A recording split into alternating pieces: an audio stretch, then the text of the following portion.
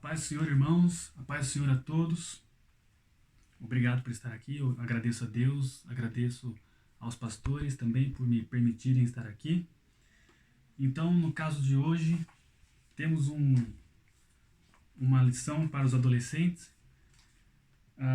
O tema geral dos adolescentes é o relacionamento familiar.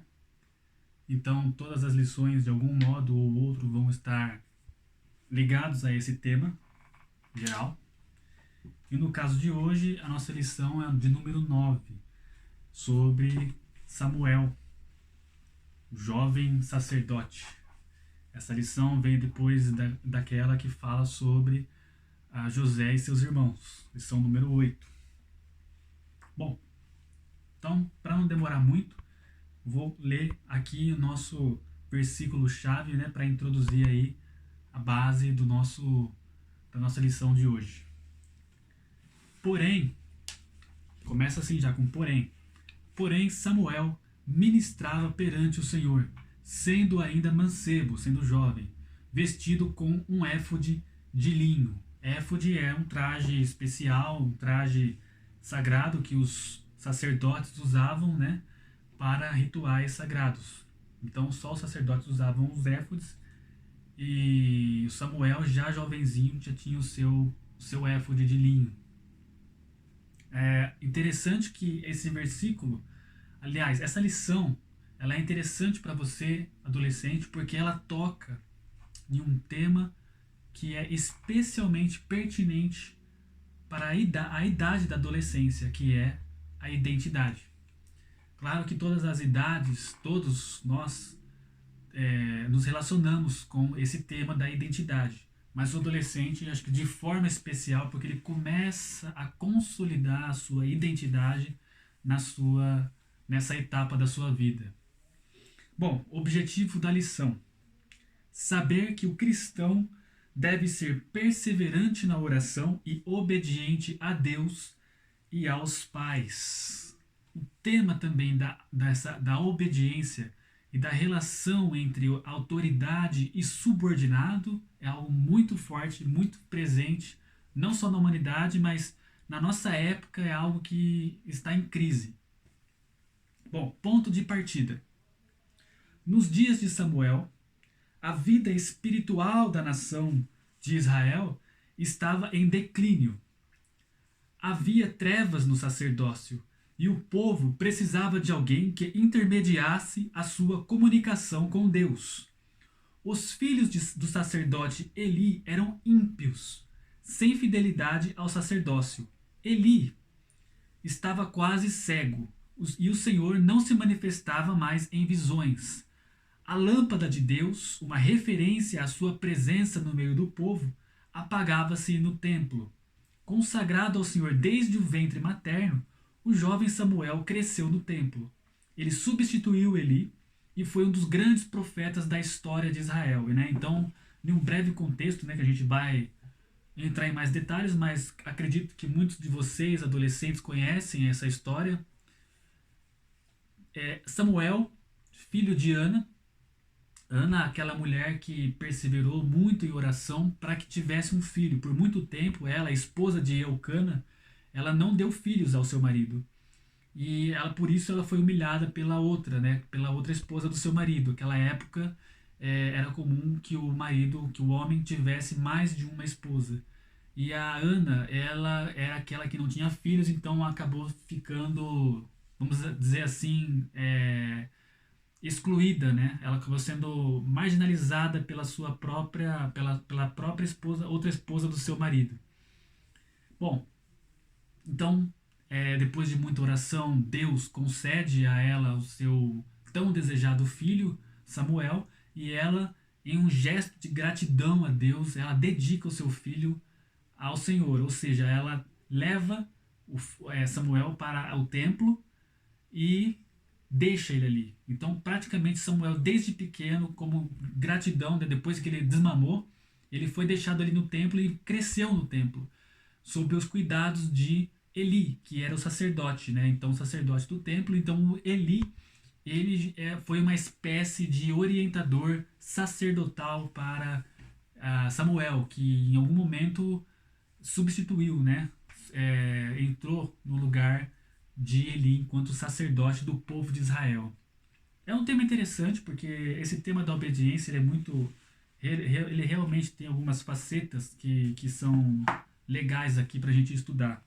Bom, eu vou ler a introdução para a gente não demorar tanto assim, né, nas leituras. Eucana era um homem bom, né? Eucana, então, o pai de Samuel, era um homem bom e simples, o qual tinha duas esposas, Penina e Ana. Ana, porém, era estéril, não podia ter filhos, razão pela qual Penina a humilhava. Além da impossibilidade de ter filhos, Ana se sentia triste com as provocações que sofria da outra esposa de Eucana. Ana, contudo, era temente a Deus e sabia que ele podia mudar a situação. Chegou então a época de Ana ir com o marido para Siló, onde o povo celebrava uma das festas anuais mais importantes de Israel. Em meio à alegria de muitos, Ana foi ao tabernáculo e derramou seu coração diante de Deus, que ouviu sua oração sincera e permitiu que ela engravidasse. Ana havia feito um voto ao Senhor, que o menino cresceria no templo, para o serviço de Deus. Assim aconteceu e Samuel foi preparado para o sacerdócio desde menino. Praticamente tudo que eu falei, né? Agora eu devia ter lido já. Enfim. Então, tópico ponto 1, já que eu li, já que eu comentei antes e falei e li o que eu comentei praticamente, então eu vou ler já o tópico 1, para a gente ganhar um pouco de tempo. O tópico 1 ele é intitulado Samuel, o sacerdote esperado. Alguns estudiosos afirmam que Ana esperou 25 anos pelo seu milagre, pois o Senhor havia fechado a sua madre, isto é, ela não conseguia engravidar. Apesar do sofrimento de Ana, Deus estava no controle daquela situação, pois tudo tinha um propósito. Naquela época, o sacerdote era Eli, que já estava idoso, perdendo a visão. Além disso, os seus dois filhos, que poderiam substituí-lo, não tinham temor a Deus, pois usurpavam ofertas e se prostituíam com mulheres no templo. Eram, porém, os filhos de Eli, filhos de Belial. Não conheciam ao Senhor. Essa expressão é forte, filhos de Belial, porque realmente eles eram pecadores e não mostraram arrependimento dos seus pecados em momento algum. Eles realmente tinham uma contínua prática do pecado. Filhos do sacerdote Eli, né? Essa é a velha uma contradição, né? Algo que comprova que filho de crente, crentinho não necessariamente. Às vezes filho de crente pode ser um filho de Belial, como a gente vê aqui na Bíblia. É forte isso, justamente, então, como eu falei, eles realmente não. O fato de eles terem um pai sacerdote na casa, um sacerdote oficial do povo de Israel, nada quis dizer. Não implicou que eles fossem também tementes a Deus. Bom, a gente vai falar um pouco mais sobre isso, né? Porque eles representam, os filhos de Eli, eles vão representar a influência má do mundo nas circunstâncias, né, da vida de Samuel. Porque Samuel, apesar de ter vivido perto deles, porque sendo filho de Eli, eles se encontravam muitas vezes. Ele passou num teste, porque ele podia ter sido influenciado pelos filhos de Eli. Eles podiam ter ido para o lado deles e praticado essas coisas, mas ele se manteve fiel às suas características, né? Seja a de obediência, principalmente, que é o destaque dessa lição. Bom, continuando. Em meio ao sofrimento, Ana mostrou-se capaz de consagrar o filho tão desejado ao serviço no templo. O Senhor, então, conhecendo a sinceridade de sua serva, permitiu que ela concebesse.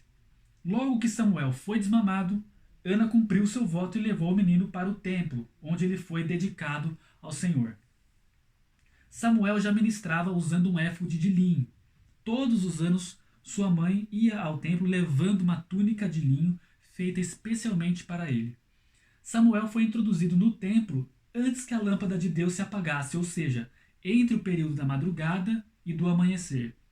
Israel vivia um tempo de trevas, sem revelação de Deus, sem palavra profética, tudo devido ao pecado. O povo repudiava os ritos sagrados por causa das atitudes dos filhos de Eli. Isso é grave, né? Porque é, os filhos de Eli, eles não pecavam apenas contra as pessoas, mas contra o próprio nome de Deus. Em uma parte, realmente, o Eli, o pai deles, acaba ouvindo essa má fama deles e fala: olha, tudo isso que eu ouço de vocês é muito ruim. Por que vocês fazem isso? Porque se vocês pecarem contra alguém, pode ser que Deus interceda ainda por vocês. Mas se vocês pecam contra o próprio nome de Deus, então talvez vocês não tenham ajuda de ninguém, que foi o que aconteceu, né? Estou parafraseando aqui as palavras dele, mas realmente foi isso que aconteceu. Eles permaneceram assim até o fim e morreram. Morreram no seu pecado. No templo, não, desculpa. Samuel, portanto, surgiu como a esperança de um novo sacerdócio. No templo, ele aprendeu a discernir a voz de Deus, tornando-se um profeta aprovado por todo o povo de Israel. Nenhuma das palavras de Samuel caiu por terra, fazendo surgir entre o povo uma nova voz profética. Tudo devido à ousadia de uma mãe e à obediência de um filho. Quando a gente fala de obediência, qual que é um grande desafio e qual que é a tendência que acontece aí? A tendência é o seguinte: a tendência é que quando há um desacordo entre subordinado e autoridade, ou filho e pai ou mãe, esse desacordo ele leva a uma falta de paciência das partes e o filho acaba entrando em conflito com os pais. Essa é a via de regra, né? A criança vai passando por isso, vai recebendo limite e o grande desafio então é você, porque desacordos virão entre pais e filhos, isso em algum momento acontece ou é muito provável que aconteça. O que deve ser evitado, o que pode ser evitado, é que em meio a esses desacordos, os filhos não deixem de se submeter aos seus pais. Porque uma coisa é você obedecer ao seu pai e outra, ou sua mãe, e outra é você concordar absolutamente com tudo o que eles falam ou fazem. Aí é que está o grande X da questão. Porque é fácil quando você tem um pouco de razão ou quando você vê que o outro não está totalmente certo e você acaba se destemperando, vamos dizer assim dizer. Você acaba perdendo um pouco da sua razoabilidade, o seu comportamento ele extrapola um pouco nas emoções ou a sua atitude já não condiz com o respeito que é devido às autoridades, né? Eu estou falando aqui principalmente do filho para com seus pais, né? Filho e a filha, mas é algo que acontece também dos subordinados às autoridades, por exemplo, aluno e professor. Mas esse é o grande desafio dessa relação. Bom, vou ler aqui o comentário. Além de suprir uma necessidade espiritual imediata do povo, a missão de Samuel incluía um propósito futuro: ungir Davi, que se tornaria o grande rei de Israel. Ou seja, a obediência de Samuel, ela teve um fruto que marcou a vida dele e marcou a própria identidade dele. Ele, quando você fala de Samuel, você também fala daquele sacerdote que teve o privilégio de ungir Davi como rei, né? Então, esse processo que ele passou e no qual ele foi aprovado trouxe como consequência essa grande conquista na vida dele. E acabou levando então, acabou dando forma ao seu ministério, né? Não apenas sacerdote, mas um sacerdote que ungiu Davi como rei. Então isso aplica-se a você, adolescente, a criança também, aos jovens, mas hoje, né, especialmente a você, adolescente. Por quê? Pela obediência, principalmente a Deus, né, e aos pais, você também alcança o seu papel na história e principalmente entre aqueles que são filhos de Deus, a sua família espiritual, a sua comunidade espiritual. O seu ministério, o seu papel diante de Deus passa pela obediência. E Deus tem, assim como ele tinha algo específico para Samuel, algo único para ele, particular a ele, também ele tem algo a você, especial a você, particular a você, único para você, o qual você também alcançará mediante a obediência. A obediência é uma das condições, não existe como a gente alcançar, não existe como alcançarmos algo de Deus sem a obediência a Deus. E a obediência a Deus também passa necessariamente pela obediência aos nossos pais. E existe algo para você e o caminho para você alcançar isso que Deus já preparou para você antes de todas as coisas, antes da fundação do mundo. Deus preparou uma boa obra para você. E essa boa obra que um dia você vai praticar, porque Deus preparou para você, passa pela obediência. Essa aqui é a mensagem aqui. Bom, acho que pelo tópico 1 já é o suficiente. Vamos então para o tópico 2. Samuel atende ao chamado de Deus. O chamado de Samuel ocorreu quando ele tinha aproximadamente 12 anos, muito jovem. Ao ouvir a voz de Deus pela primeira vez, ele pensou que fosse Eli quem o estava chamando. Eli percebeu que Deus estava se manifestando e instruiu o jovem como proceder. Vai deitar-te, e há de ser que, se te chamar, dirás: Fala, Senhor, porque o teu servo ouve. Embora ainda não conhecesse a voz de Deus, Samuel submeteu-se à orientação. Interessante isso, não conhecia a voz de Deus, não sabia exatamente quem era, mas ainda assim ele obedeceu, até porque era Eli, o seu orientador sacerdotal que lhe falava, né? Então ele tinha uma confiança no seu cuidador, e no caso no seu cuidador espiritual, né? Que Eli não deixa de ter uma função paterna, acabou sendo um tipo de um pai também para Samuel. O contraste entre... embora ainda não conhecesse a voz de Deus, Samuel submeteu-se à orientação com a obediência que já lhe era característica, né? Eu não completei a frase. Agora sim, o contraste entre Samuel e os filhos de Eli ficava cada vez mais evidente. Enquanto Ofni e Finéias ficavam caindo em descrédito, Samuel obedecia, sendo admirado por todos. Samuel foi usado por Deus para provocar um avivamento espiritual no meio do povo, acabando com a idolatria, o que trouxe de volta os dias de vitória para a nação hebraica. Quantas consequências teve, né, essa postura obediente dele, né? Claro que era uma postura obediente, era um temor a Deus, que também foi se clarificando, né? Porque no início ele nem conhecia muito Deus, mas ele já tinha esse temor, né? Mas olha como isso mudou a história de Israel, né? Inclusive, algo que a lição propõe aqui para nós é o que aconteceria se Samuel não fosse obediente a Deus. O que aconteceria ao povo de Israel, né? Mas Deus já tinha preparado essa boa obra para Samuel antes que ele nascesse, né? Bom, próximo parágrafo. Cabe ressaltar que Samuel também era dedicado ao ensino das Escrituras.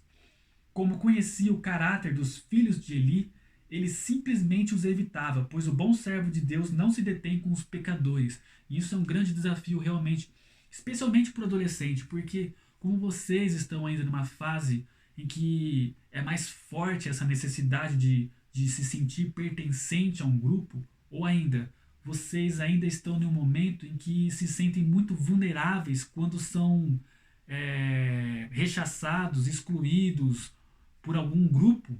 Então, é um desafio particular a vocês isso. Não somente a vocês, isso como disse, né? Que nem, mesma coisa que vale para a identidade. Todas as idades nossas, elas têm a ver com esse processo de como vamos lidar com exclusão, com essa necessidade de estar em um grupo. Mas você, adolescente, ainda passa por um momento em que isso é especialmente desafiante.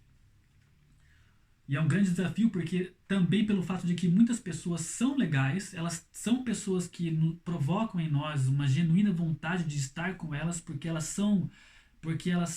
elas têm as suas características que são boas, mas no fundo ou em algum momento elas vão manifestar um valor que não condiz com a nossa fé. Então não vão trazer à nossa vida consequências boas, e a influência do mundo que há nelas vai ser transmitida a nós de algum momento se nós sempre andarmos com elas, né? Diga-me com quem tu andas e direi com quem tu és. Isso é especialmente importante na vida do adolescente. Bom, continuando. Samuel ainda era adolescente, mas discernia muito bem entre o certo e o errado. À medida que o jovem crescia, as notícias de um verdadeiro profeta em Israel cresciam juntamente com ele. Ele acumulava uma boa fama, né? Samuel não se diferenciava apenas. Esse é o comentário do texto que tem na revista do professor. Samuel não se diferenciava apenas por estar no templo, mas também por seguir os ensinamentos de Deus e de seus pais. Tanto o fracasso quanto o sucesso são as consequências das escolhas que fazemos. Em outras palavras, ele não vivia de aparências. Ele realmente queria aplicar na sua vida os ensinamentos de Deus na sua vida, né? Ele era bem conectado ao seu propósito internamente.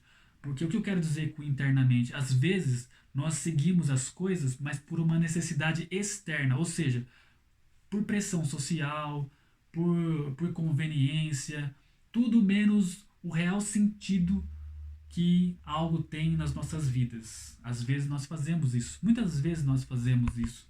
E um grande traço do amadurecimento é que à medida que nós vamos nos desenvolvendo, tendemos, pelo menos se estamos amadurecendo, ceder menos a essas pressões externas e seguir aquilo que faz sentido para nós. Isso não quer dizer seguir o seu próprio entendimento e negar o que o outro está falando, não dar ouvidos aos outros, não é isso.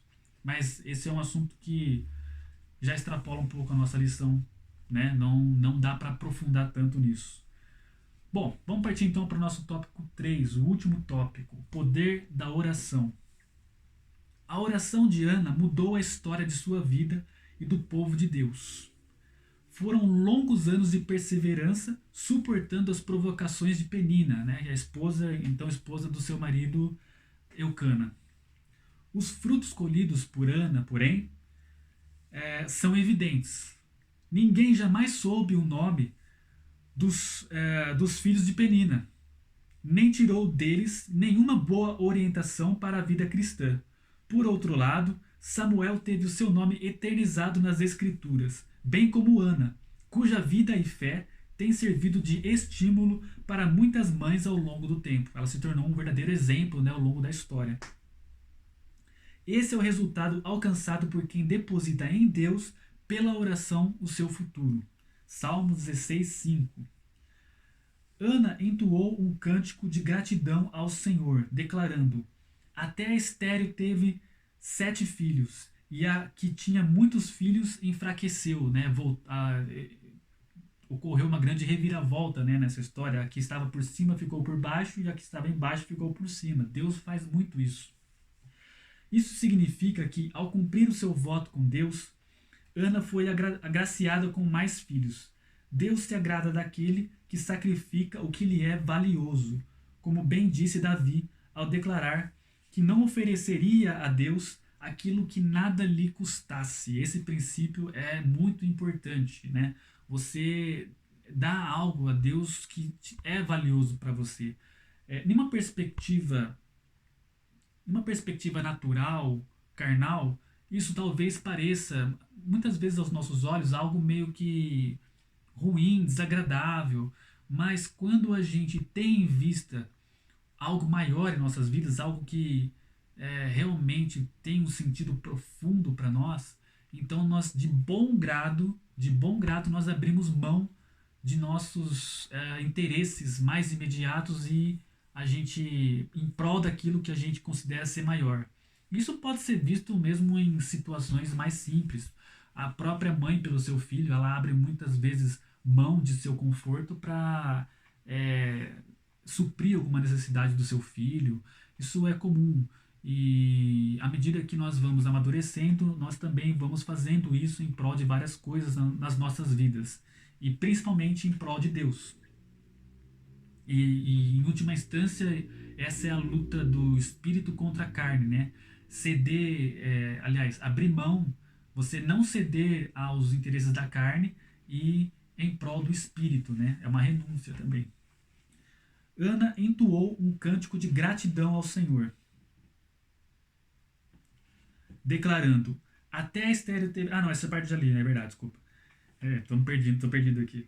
Isso significa que, ao cumprir o seu voto com Deus, tá bem, essa parte também já li, né? Tá difícil aqui.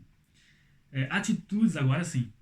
Atitudes assim também demonstram o nosso reconhecimento de que tudo o que temos é pela graça divina. Portanto, tudo que o cristão possui deve ser usado para servir e honrar a Deus.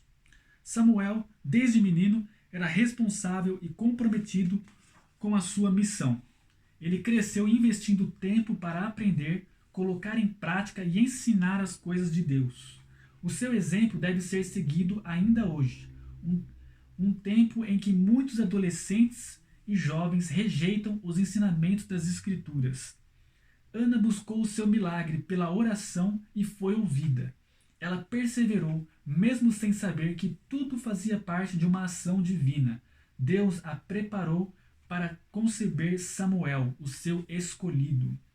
E aqui, quando fala um tempo em que muitos adolescentes rejeitam os ensinamentos das Escrituras, a gente tem aquela imagem de que o adolescente é o rebelde, né? Que ele quer desafiar as regras e aquilo que foi tradicionalmente imposto. Mas você sabe que, ou seja, em outras palavras, o adolescente ele busca uma certa originalidade, né? Mas em uma outra perspectiva, você sabe quem que é mais original que todo, que tudo, que todos, que não, que foge da, como diz aquela expressão, que sai da caixa, é o cristão. Porque o cristão, ele em última instância não se baseia em tradições, mas por aquilo que o Espírito de Deus ensina a ele diretamente. Isso faz com que ele não se conforme aos padrões desse mundo. Olha só que o cristão é o verdadeiro revolucionário. E o adolescente, o jovem, a criança que obedece, essa é a pessoa que verdadeiramente foge da regra, né? Que foge da tendência. Porque a tendência mais comum é realmente ele ter algum tipo de desobediência, rebeldia contra os pais. Isso é muito comum, né? Não que todos façam isso, mas é algo comum. E a nossa época hoje, nossa sociedade hoje, ela tem uma certa dificuldade, como eu falei no início, com autoridades, né? Então isso reflete também, ainda mais nos adolescentes, nos jovens e nas crianças. Bom, o comentário então da lição do professor, ele vai falar para ler Tiago, ele vai sugerir, né, para ler Tiago, capítulo 5. Eu vou pôr aqui pela internet que é mais fácil, mais rápido. Tiago, capítulo 5, versículo 16. Diz assim, Tiago, capítulo 15, versículo 16. Portanto, confessem os seus pecados uns aos outros e orem uns pelos outros para serem curados. Agora a parte que ele quer enfatizar. A oração de um justo é poderosa e eficaz. Porque a gente está falando, essa lição é direcionada a vocês adolescentes. E aqui a lição, esse tópico terceiro, ele enfatiza essa construção de experiências com Deus. Experiências onde realmente você vê o toque sobrenatural da sua ação sobre a sua vida. Ora, uma criança ela já pode começar a construir experiências assim, ela já pode tomar atitudes as quais, pelas quais a ação sobrenatural de Deus vai se manifestar sobre a vida dela. Se uma criança se dedicar a Deus e se ela buscar a Deus em sinceridade, com fé, Deus vai fazer o que ela está pedindo. Uma criança ela pode fazer isso. E também, quanto mais o adolescente, né? Quanto mais você é adolescente, então você já está numa época onde você pode começar a construir. Se você tem dificuldade em talvez orar com fé, isso é normal, pode acontecer muito mesmo, mas então o seu primeiro desafio para você começar a construir essa vida de experiências com Deus é justamente conversar com Deus sobre a sua dificuldade, porque Deus, a gente depende dele em tudo. A gente pode exercer essa dependência, inclusive quando nós temos dificuldade em confiar nele. Você pode, por exemplo, conversar com ele no sentido de pedir para que ele ajude você a confiar mais nele, a ter mais fé, por exemplo. O pouquinho que você tem de fé pode ser usado para que Deus lhe acrescente mais, entendeu? Essa é a ideia. E você está no começo de um processo. Via de regra, né, o adolescente está no começo de um processo no amadurecimento, na vida e também na vida espiritual, pode ser. Então, você já tem condições. A Bíblia fala que pelas obras, se uma obra for pura de uma criança, até ela se dá a conhecer, ou seja, até ela fica conhecida em quem ela é, quanto à sua identidade, se a sua obra for justa desde da sua criancice, né? Então, já é possível que você manifeste coisas que muitas vezes nós pensamos que são próprias só das pessoas, de gente crescida, né? E não é verdade, mas você adolescente já pode iniciar uma vida espiritual que tenha manifestação concreta na sua vida, né? Deus responde às suas orações. E ainda que para isso você tem que perseverar muito como Ana perseverou. Às vezes as coisas não são realmente imediatas. E isso tem um porquê também, tudo tem um propósito, né? Por que que Deus não dá tal coisa em tal momento? Mas só que a gente descobre essa razão com o tempo, né? Às vezes quando a gente recebe essa coisa e a gente olha para trás e fala, olha, realmente se eu tivesse recebido aquela época não ia dar certo por tais e tais motivos. Mas uma coisa é certa, Deus sempre favorece o seu povo e os seus filhos no momento adequado, nem antes nem depois, né? Mas enfim, a lição queria enfatizar isso, esses 3 pontos. Então, Samuel, né, como sendo o sacerdote esperado para renovar aquele tempo de declínio espiritual do povo de Israel. 2, Samuel atendendo ao chamado de Deus. Todos temos uma vocação em Cristo. Vocação é isso, é ser chamado. E conforme a gente vai, vamos dizer assim, crescendo nos vários fatores, né, da vida cristã, fé, no conhecimento, leitura da palavra, você está consolidando a sua vocação em Cristo, você está tornando ela mais firme. O chamado de Deus na sua vida ele fica mais firme, né? A sua resposta a ele também, simultaneamente. E por último, o terceiro, o poder da oração, que também enfatiza a perseverança, né? Muitas vezes nós pedimos algo a Deus, mas depois de um tempo que Deus nos dá. E eu já vi, também passei por algumas experiências que mostram Deus, ele é Deus para uma criança, para um adolescente, para um jovem. Então, em todos os momentos, Deus é Deus, e para todas as faixas etárias, né? Deus não é Deus por faixas etárias. Então, adolescente, aproveite que você tem esse chamado e faça ele cada vez mais firme. Conclusão, para a gente encerrar então a nossa lição. A história de Ana traz muitas lições para os crentes. Ana é um exemplo de fé e perseverança. As afrontas de Penina não a fizeram desistir, antes a levaram para mais perto de Deus.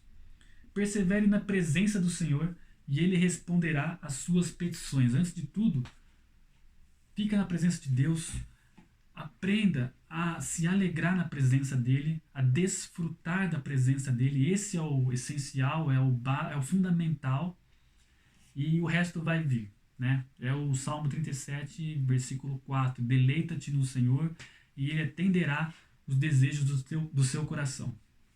Bom, é isso, pessoal. Obrigado pela oportunidade e Deus abençoe os irmãos, os nossos adolescentes, nossos pastores, os irmãos e as irmãs da igreja.